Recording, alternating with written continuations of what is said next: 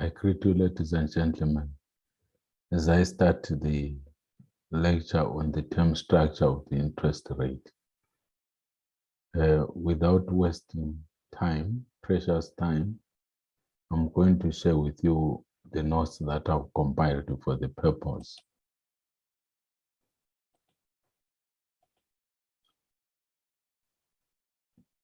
We want to look at the term structure of the interest rate.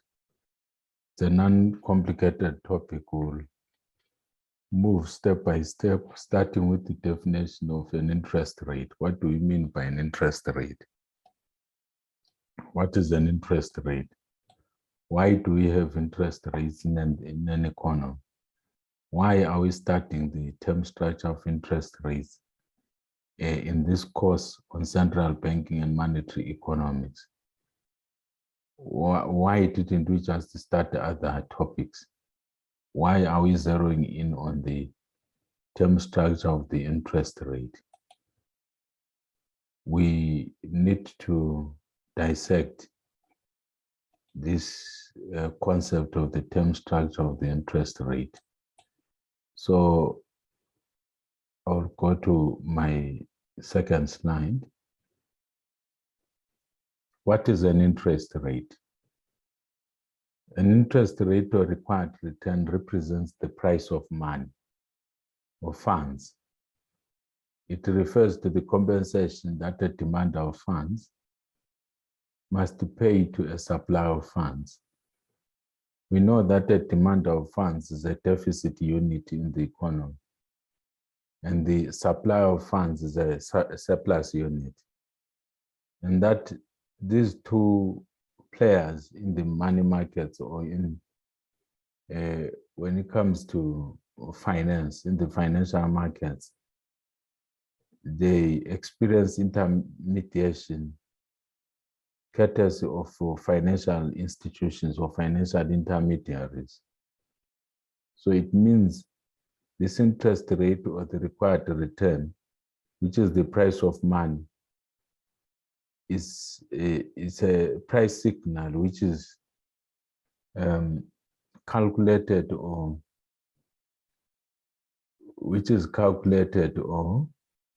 pegged by financial intermediaries themselves, either individually or collectively, as a system. Commercial banks as a system, they've got an interest rate or interest rates that they come up with for different kinds of money. But what we need to know is that the interest rate or the required return represents the price of money. It is a compensation or some kind of opportunity cost that a demander of funds must pay to a supplier of funds. Interest rates are a regulating mechanism or device, an economic device, not a physical device, that controls or determines the flow of loanable or investable funds between demanders and suppliers of those funds in an economy. When funds are lent or borrowed, the cost of borrowing is called the interest rate. The money which is actually given to the supplier of loanable or investable funds is called interest. It is when this money is expressed as a fraction of the principal amount that was borrowed per a unit of time multiplied by 100, that it becomes an interest rate. Otherwise, an interest rate is just interest over principal amount multiplied by 100. Though the formula becomes complicated for certain forms of structured finance. When funds are raised by issuing stocks or bonds, the cost the company must incur or must pay is called the required return, which reflects the supplier's expected return. So if the funds are raised by issuing financial instruments, in form of stocks or bonds, the cost that a company must pay, or the money that a company must pay to compensate the suppliers of those funds, is called the required return, which reflects the supplier's expected return. The central bank in a country regularly assesses economic and other conditions, and when it deems necessary, it initiates events or certain policy measures that precipitate changes in interest rates in a bid to control macroeconomic aggregates such as economic growth, gross investment, the balance of payments, inflation, and the levels of employment and or unemployment in an economy. Ceteris paribus. So the central bank may, for instance, change just money supply in an economy. It may decide to reduce money supply, which will increase interest rates, or the government may actually increase its own rate, which is called the bank rate, the rate at which the banks within the banking system borrow from the central bank in order to close gaps in liquidity. The central bank can raise this rate. I talked about it in one of the lectures when we were looking at instruments of monetary policy. We looked at bank rate or the discount rate. If the central bank raises this discount rate, it has got the effect of restraining or restricting money supply in an economy. And the interest rate will begin to increase as a result, which has got the effect of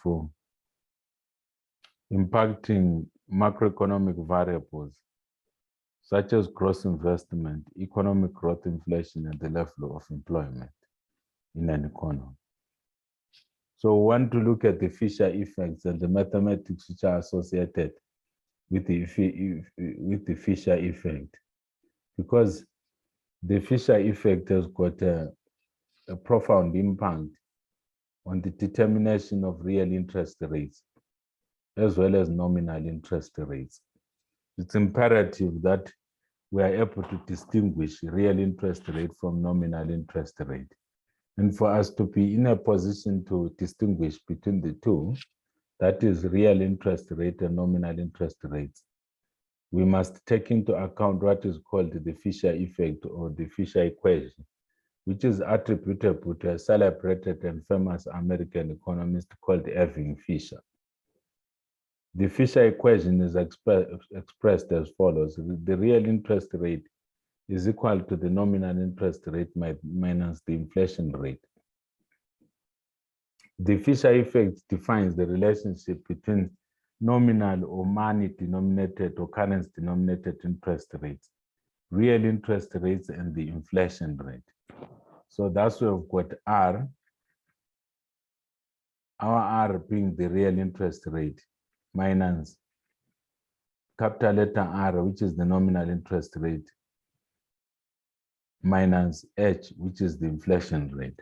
So we've got the nominal interest rate minus the inflation rate. It gives you the real or the real interest rate. Now, if we develop this further, we know that that equation, we can make capital letter R at the subject of the formula by adding both sides small letter h, which is your inflation rate. So your nominal interest rate becomes your real interest rate plus the inflation rate. That's what that equation means. That capital letter R, the nominal interest rate, is simply the real interest rate plus inflation, the inflation rate. And this equation can be developed into, it can be developed into that expression, which you see where my cursor is over. 1 plus R equals 1 plus R factor of 1 plus H. If we expand what is in the brackets, we discover that we'll have 1 plus r equals 1, where we say 1 times 1, we get 1, plus 1 times h, we get h, plus r times 1, we get r, plus r times h, we get rh or r times h. And then in the next stage, we say 1 minus 1. We are now subtracting 1 from the left-hand side, plus capital letter R equals 1 minus 1. What we do on one side of the equation, we must do on the other side so that we maintain equality. H plus R plus R star H, to say RH or R times H. We know that R minus 1, it is simply equal to 0. So I'll just cancel that. And also that is equal to what? 0. I'll just strike it off. So it means at the next stage, we've got capital letter R being equal to H plus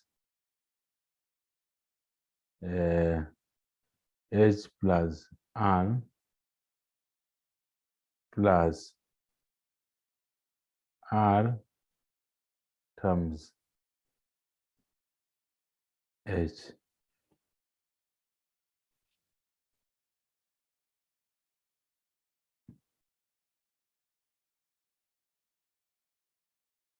That is what we have. Now we can group like terms together by just putting brackets. H plus R is simply R plus H, because addition, just like multiplication, is commutative.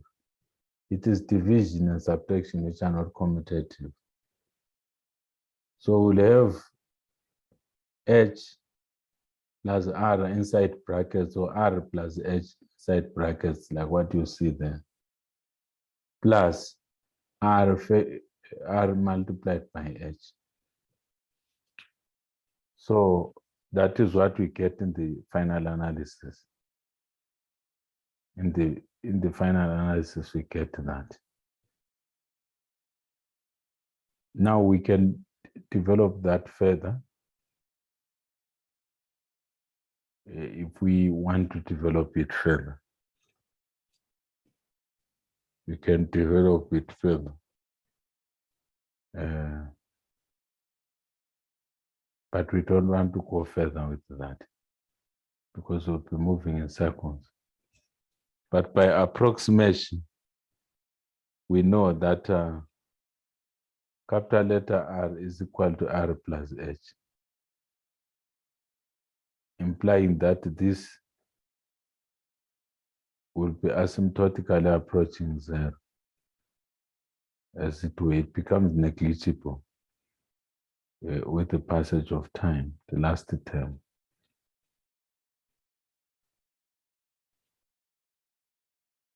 So, given this, there is a scenario which I gave them, which is an interest rate required.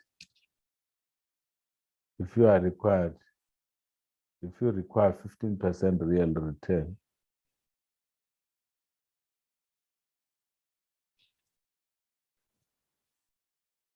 you require 15% real return, and the expected inflation rate is 10%. Then the nominal interest rate is calculated as follows. We just plug in the figures that we have to the formula. We have R, which is 15% or 0.15. We have the inflation rate of 10%, which is 0.1. That's 0.1 plus 0.15 multiplied by 0.1. If my addition is correct, then the final answer that we get is R is equal to 0.265 or 26.5%. And then R can be approximated by 27%. Similarly, if you are given your nominal interest rate and your inflation rate, you can work backwards to find the real interest rate, and so on.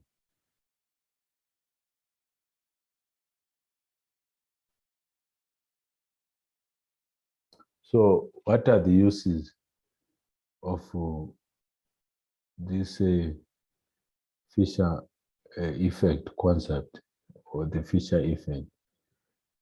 First, it's important in borrowing, lending, and the time value of money.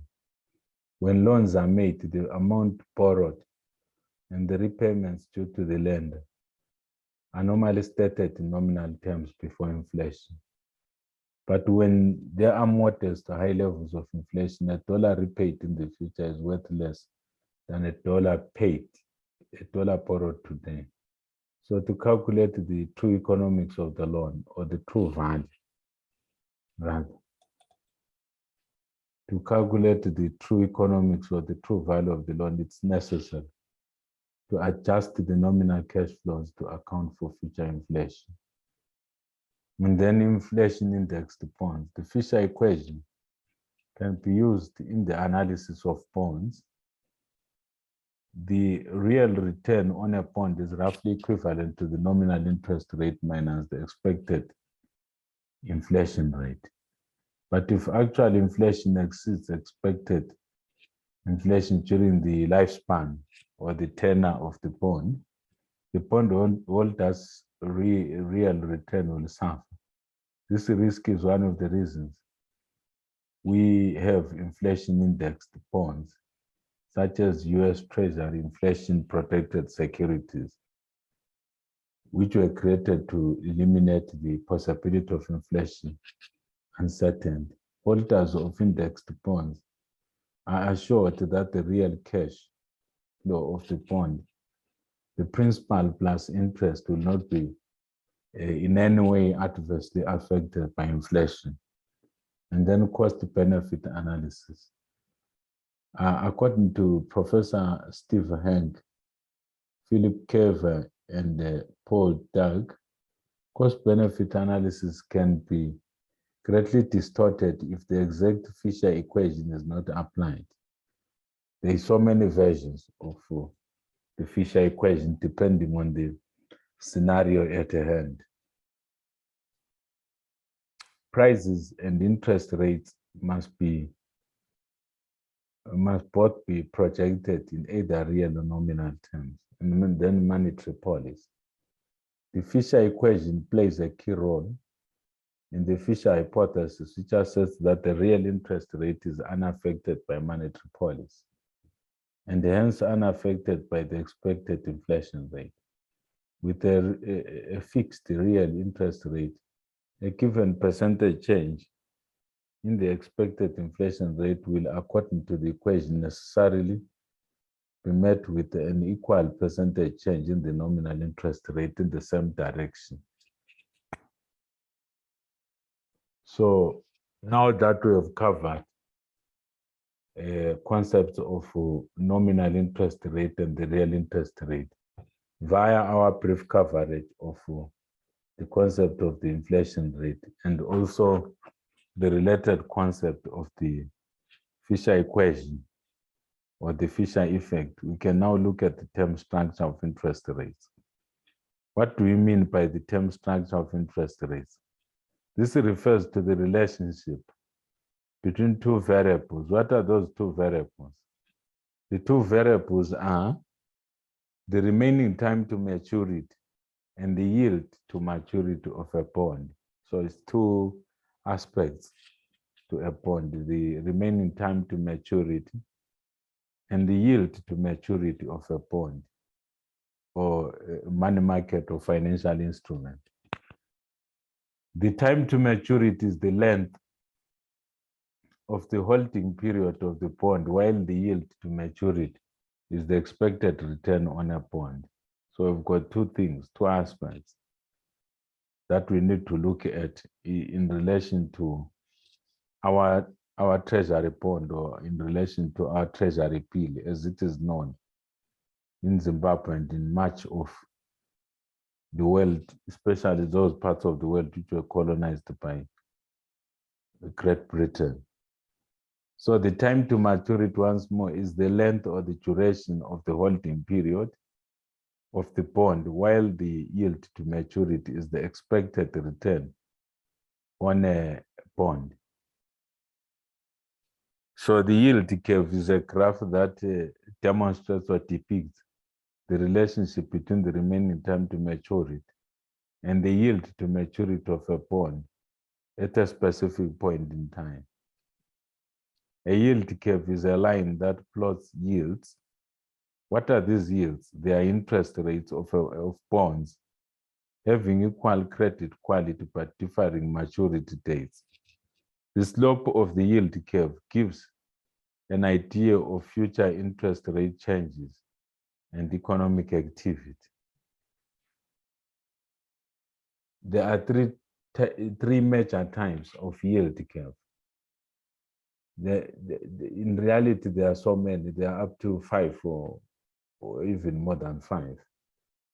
There are quite a number that I'm going to cover. But the main ones are actually 3. You've got the normal or upward sloping yield curve, the inverted or downward sloping yield curve, and the flat or straight line yield curve. The upward sloping yield curve, or the normal yield curve, normally depicts a scenario where long-term interest rates, or the long-term interest rate, is greater than the short-term interest rate. Number 2, the downward sloping yield curve, or the inverted yield curve. This is very much unusual, but hypothetically speaking, from time to time, it may actually exist or obtain in an economy. In this scenario, the short-term interest rate is greater than the long-term interest rate. Number 3, the flat yield curve. This represents a scenario in which short-term interest rates are the same as long-term interest rates. Thus, there is no premium for investing long-term. There is no risk premium provision, which is made for investing long-term. So the general facts about yield curves. Yield curves plot interest rates of bonds of equal credit and different maturities. The 3 key types of yield curves include the normal, inverted, and flat. Upward sloping, also known as normal yield curves, is where longer-term bonds have higher yields than short-term ones. While normal curves point to the expansion in the economy, downward sloping or inverted yield curves, they point to an economic recession. So if an economy is moving towards a downturn in terms of the business cycle, then we would expect the yield curve to actually become inverted. The previously upward sloping yield curve would become downward sloping or inverted, and its shape would appear to be like that of an indifference curve, which is curvy linear to the origin or convex to the origin. The yield curve rates are published on the Treasury's website each trading day in the United States of America. That is how a yield curve works. The special case of the US bond market. A yield curve is used as a benchmark for other debt in the market or in the economy, such as mortgage rates or banking lending rates. And it is used to predict how the economy will pan out in terms of economic output and growth. The most frequently reported yield curve compares the 3-month, 2-year, 5-year, 10-year, and 30-year US Treasury debt. Yield curve rates are usually available at the Treasury's interest rate website by 6 p.m. Eastern Time each trading day. So I'll just cover the types of the yield curves, and then I'll move on to the determinants in my next lecture. So the first one, which I want to cover, is the upward sloping yield curve, or the normal yield curve. As you can see, on the vertical axis, we plot the interest rate. On the horizontal axis, we plot the time, which is the term to maturity, the remainder of the time, which is left for the bond to actually start to yield something, or actually yield something to us, for it to mature. So the yield curve can only be upward sloping if the long-term interest rate is higher than the short-term interest rate. It is considered normal because a rational market will generally want more compensation for greater risk. Because we know from simple financial economics that a dollar that someone possesses today is worth more than a dollar which someone will possess in the future, given that inflation, if it exists in a less than perfect world, it acts as a tax, as an implicit tax on the time value of money. And then again, money may be lost in the future when the economy is destroyed, like what is happening in Ukraine, when one country is invaded by another country, and then there is a war. Those who chose not to use their money in the past, it's highly likely that they've permanently lost that money. So that those are risks that are associated with not using your dollar now and preferring to use it in the future, or to realize its utility in the future. So there is need for those who forego liquidity in the economy to be given greater compensation. The longer the time they are foregoing their liquidity, the greater the compensation ceteris paribus.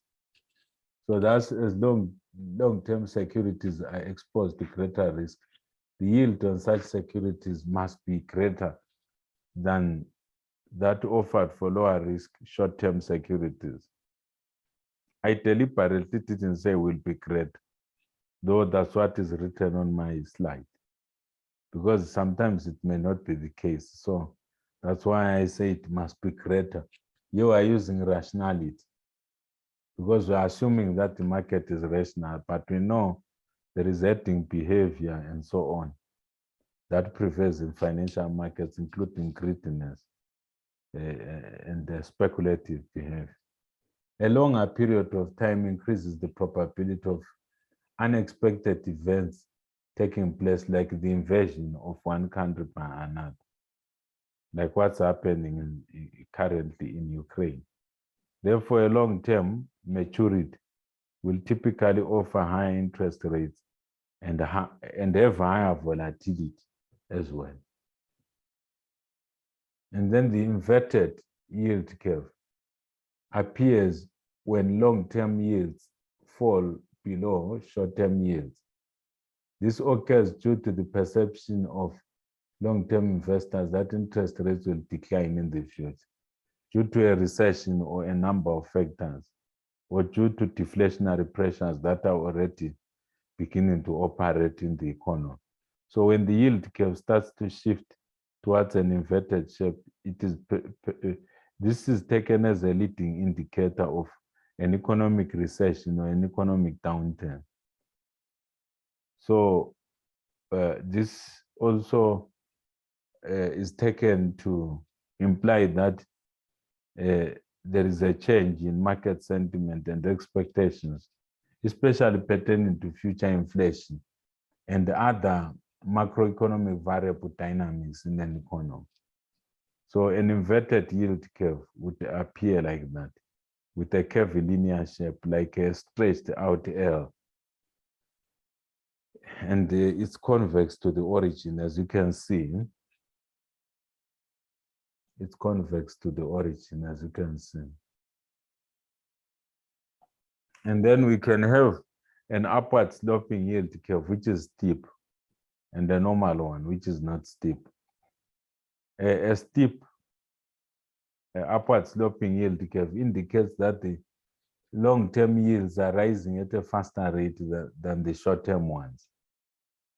And steep yield curves have historically been taken to indicate the start of an expansionary economic period, like when the economy is moving towards a boom and people are becoming more exuberant and more speculative, and thus are buying into these financial instruments like bonds and other types of money market or financial market securities. Both the normal and steep curves are based on the same general market conditions, like where we are in terms of the business cycle.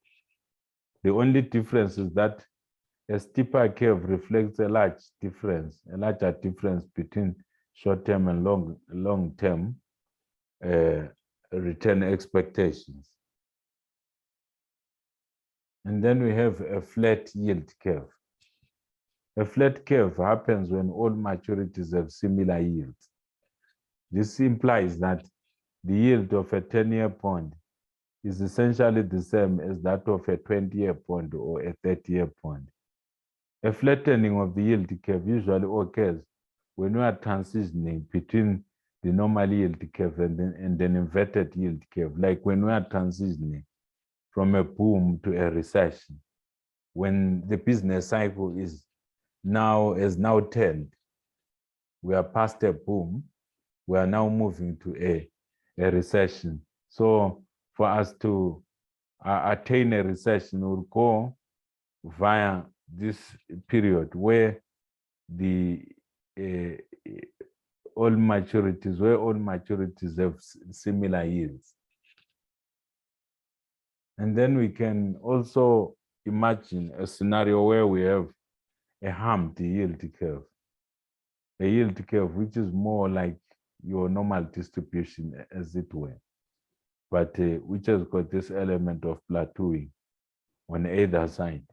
So a humped yield curve occurs when medium term, those in the middle, yields are greater than both short-term and longer-term yields. A humped yield curve is rare and typically indicates that the economic growth or economic activity is actually slowing down. So that's that. I'm going to end with just a brief rundown of the determinants of yield curve shape or behavior. The first determinant is inflation. Central banks tend to respond to an upsurge or a rise in expected inflation with an increase in interest rates. A rise in the inflation rate leads to a decrease in the purchasing power of money or domestic currency. And therefore, investors expect an increase in the short-term interest rate due to a rise in this inflation. You remember the Fisher effect, so that we maintain at least the real value of the interest rate constant or the same. Determinant number 2. I've been talking about a recession, an upset in economic activity, and also stages in a business cycle. All these are related to this variable, which is called economic growth or changes in real GDP, or rates of growth in real GDP or real GNP. Strong economic growth may lead to an increase in inflation due to, a sustained rise in aggregate demand in an economy. We know when aggregate demand continues to increase in an economy, that it begins to introduce inflationary pressures within an economy. And given your rational and adaptive expectations, would expect economic agents to build into their modeling, so to speak, of the likely scenario when it comes to inflation in the future. They take into account the current inflation, maybe past inflation and the current inflation, which implies that in future, you may discover that strong economic growth also means that there is competition for capital, which with more options to invest available for investors. That strong economic growth leads to an increase in yields and a steeper curve. So when the economy is growing very fast, the yield curve will have a steeper slope, and there will be an increase in yields. Number 3, if the central bank raises the discount rate or the base interest rate on treasuries or treasury bills, this has got the effect of increasing demand. It results in higher demand for treasuries, and that's eventually lead to a decrease in the interest rates, ceteris paribus. So for today, I'm going to end here, ladies and gentlemen. In my lecture, tomorrow I'm going to conclude this section. When I look at the importance of the yield curve, the fourfold importance of the yield curve, and also some yield curve theories. So thank you so much for listening in. I hope you benefited from this short exposition. I'm going to end the lecture. Those who have not subscribed to my channel, I encourage you to subscribe and also to share my videos with your colleagues so that you are not benefiting alone. Thank you so much.